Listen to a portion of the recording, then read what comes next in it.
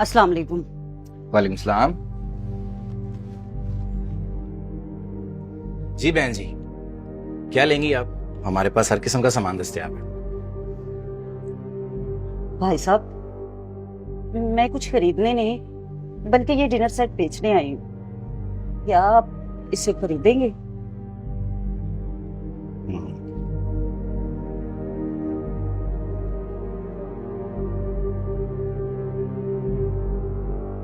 Set तो आपका news ही लग रहा है। कितने पैसे लेंगी आप? भाई साहब, मैंने तो सारा बाजार घूम लिया।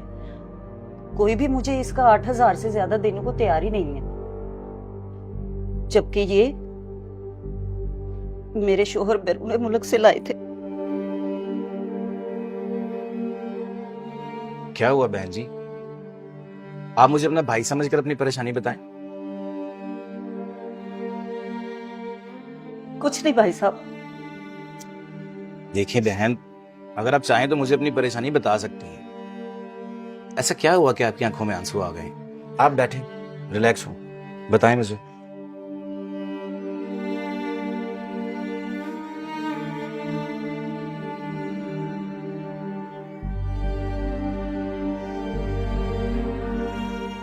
भाई साहब, मेरे शोहर का इंतकाल हुए 6 महीने हो गए।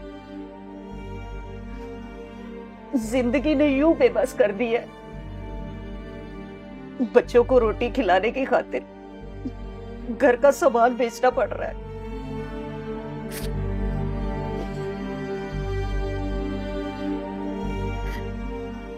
बच्चे रोजे रख रहे हैं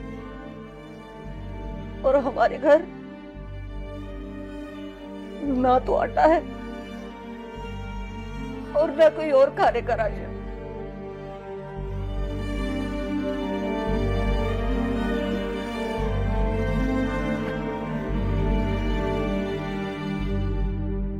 भाई साहब, अब कितने का खरीदेंगे ये?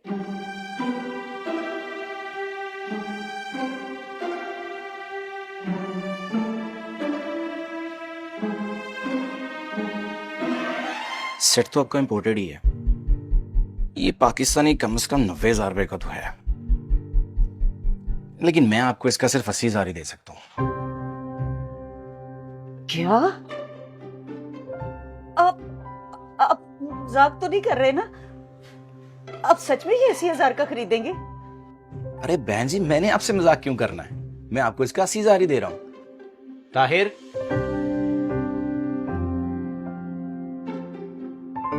बाजी को बिठा के ऑफिस के दराज में 50,000 पड़ा है, वो दे दो और 30,000 का चेक बना दो। जी आ जाएं। अल्लाह तुम्हारा भला करे। ए अल्लाह के नेक फरिश्ते, तुम पे लाखों करोड़ों नेमतों का नज़ूल हो। अल्लाह तुम्हारी हर नेक ख्वाहिश पूरी करे। खुश रहो, सदा खुश रहो।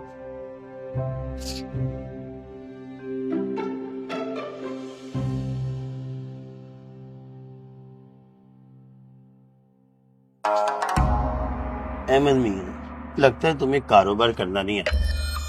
ये लो क्वालिटी का डिनर सेट ये ज्यादा से ज्यादा 5,000 नहीं 10,000 का होगा, तुमने 80,000 में खरीद लिया।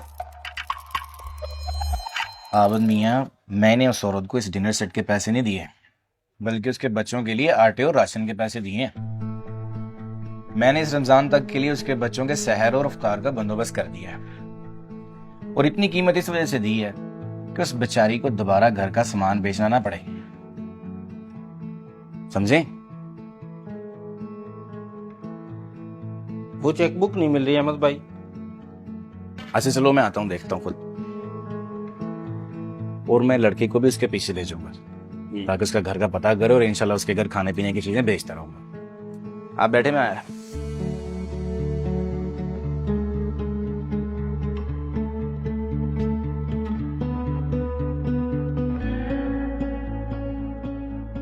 मैं तो सोच रहा था अल्लाह को राजी करने के लिए सिर्फ तकाफ पे बैठना सजदों में रोना जरूरी है। मैं तो अल्लाह को कहीं और ही ढूंढ रहा था।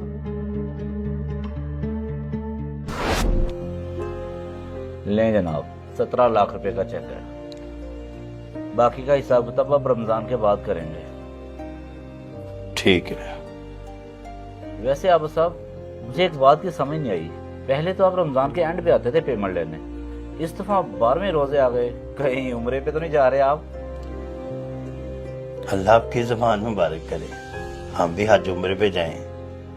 दरअसल बात यूं है, इस बार सोचा है रमजान में अल्लाह की इबादत में मसरूफ हो जाऊं। सारी उम्र काम किया है, अल्लाह ने हर नेमत से नवाजा है, तो क्यों ना इस दफा अल्लाह को राजी किया जाए। तो इसलिए मैंने फैसला किया है इस दफा सिर्फ तकाफ पे बैठूं, काम शाम तो होते ही रहेंगे। माशाल्लाह, अल्लाह पाक सबको हिदायत दे। लो राणा साहब, मुझे इजाजत दें। मैं तो कहता हूँ आज की इफ्तारी हमारे साथ ही करें आप। नहीं राणा साहब, मैंने अहमद बर्तन स्टोर वाले के पास भी जाना है।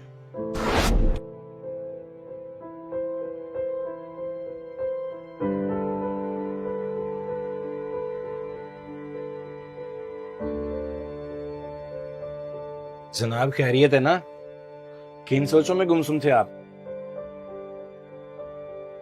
अहमद भाई, तुमने मेरे दिल में इंसानियत की शमा जगा दी।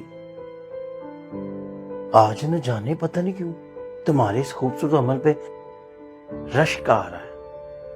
आपने क्या खूबसूरत अमल किया है। माशाल्लाह, मुझे अल्लाह राजी करने का आसान तरीका बता दिया, मुझे इबादत की रोशनी दिखा दी।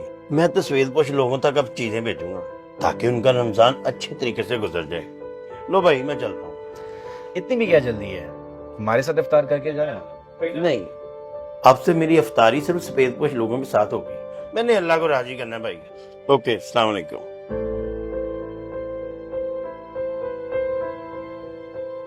अल्लाह फरमाता है, सिर्फ चिल्ला कशी से, सजदों में रोने से, एतकाफ बैठने से मेरी ज़ियारत का शर्फ हासिल नहीं होगा, बल्कि साथ साथ मेरी मखलूक की खिदमत करो, घिरे हुओं को उठाओ, सफेद पोश लोगों और गरीबों की मदद करो, तब वो खुद चलकर तुम्हारे पास आएगा।